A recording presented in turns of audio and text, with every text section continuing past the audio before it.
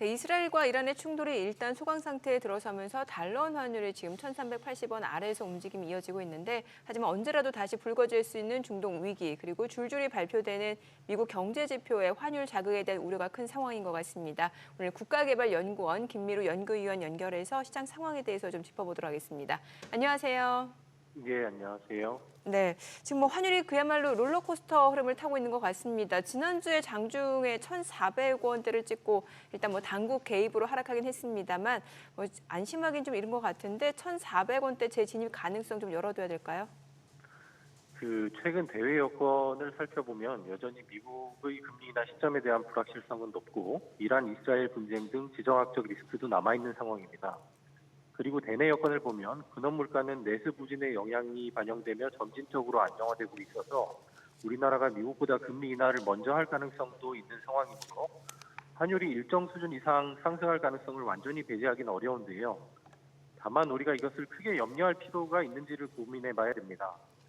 먼저 최근 거시경제 상황을 보면 반도체를 중심으로 수출은 빠른 회복세를 보이고 내수는 부진함에 따라서 경상수지 흑자가 지속되고 있는데요. 이 경우에는 일반적으로 점진적으로는 환율이 하향 안정화될 것을 기대하게 됩니다. 또한 우리나라 외환 보유고를 살펴보면 약 4,200억 달러, 한화로는 580조 원 가까이 되는데요. 현재 우리나라 국고채 잔액 중 외국인이 보유하고 있는 잔액이 약 211조 원이라서 우리나라 정부가 외국인에게 빌리고 있는 돈을 외국인이 한꺼번에 회수한다고 해도 외환 보유고로 다 막을 수 있을 정도의 규모입니다. 마지막으로 우리나라가 보유하고 있는 대외 자산에서 대외 부채를 뺀 순대외 금융자산을 보면 대외 부채 중에 원화 부채 비중이 커짐에 따라서 최근에는 환율이 상승할 때 자산의 가치는 상승하고 부채의 가치는 하락하면서 오히려 순대외 금융자산이 증가하는 현상이 발생합니다.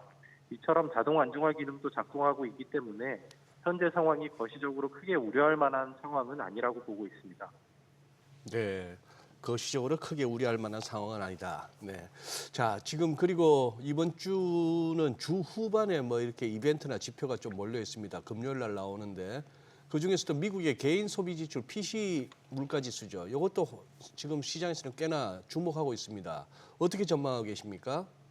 예, 최근 우리나라와 미국의 물가 상승률 추이를 비교해 보면 우리나라는 식료품이나 에너지 가격을 포함하는 헤드라인 물가가 더 높고 미국은 반대로 헤드라인은 낮고 근원 물가가 더 높습니다. 이는 결국 각국의 내수 상황과 관련이 있는데요. 우리나라는 현재 내수가 부진한 반면 미국 PC 전망에 단서가 될 미국 총수요 압력을 살펴보면 현재 미국은 소비자 심리지수 등 소비 관련 심리지수 상승세가 지속되고 있습니다.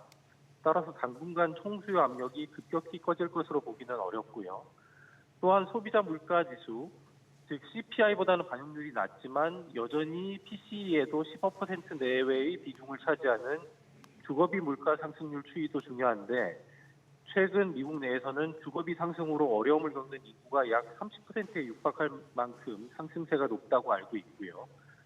다만 이제 최근에는 주거비도 점차 하락하는 추세에 있긴 해서 3월의 경우에는 약 2.7%를 시장에서 예측하고 있지만 저도 정확한 숫자는 어렵지만 흐름상으로는 다소 느리게 점진적으로 하락하는 모습을 기대하고 있습니다.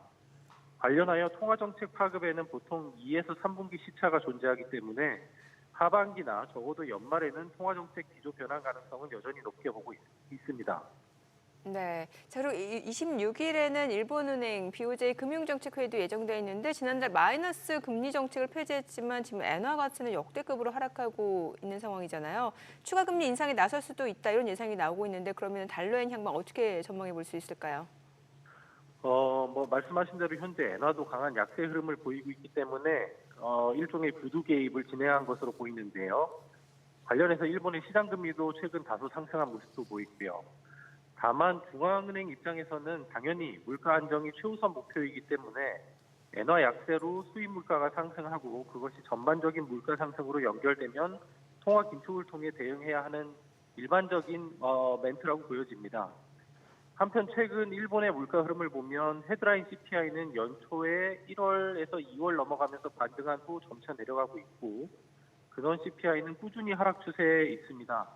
따라서 엔화 약세로 인한 물가 반등이 강하게 나타나지 않는 이상에는 현 수준의 통화 정책을 당분간 유지할 가능성은 높아 보입니다.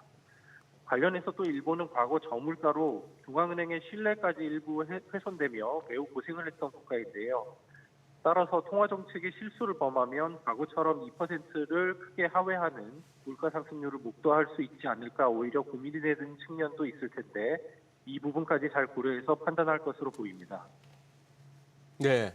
마지막으로 뭐 유럽 쪽도 한번 짚어봐 주시죠. 지금 이제 ECB가 연준보다 먼저 금리 인하에 나설 것으로 전망되고 있는 그런 상황인데, 자 그러면 6월달 유럽 ECB의 금리 인하가 기정사실화되는 상황에서 그럼 유로화가 더 약세, 달러 더 강세 이렇게 전망하는 게 맞을까요? 그 말씀하신 대로 현재 유럽과 미국의 통화 정책 기조에 디커플링 발생이 높은 확률로 발생할 것으로 보이는데요. 원래 금리 인하기에는 특히 각국의 경제 사정에 맞추어서 통화 정책을 진행하기 때문에 흔히 있는 일입니다.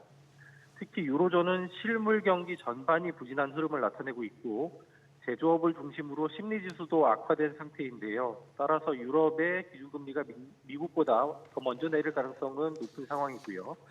다만 현재 시장에서도 유럽의 6월 금리 인하를 상당 부분 예상하고 있는 상황이기 때문에 이미 금융 지표에는 반영이 되어 있는 상황으로 판단이 됩니다.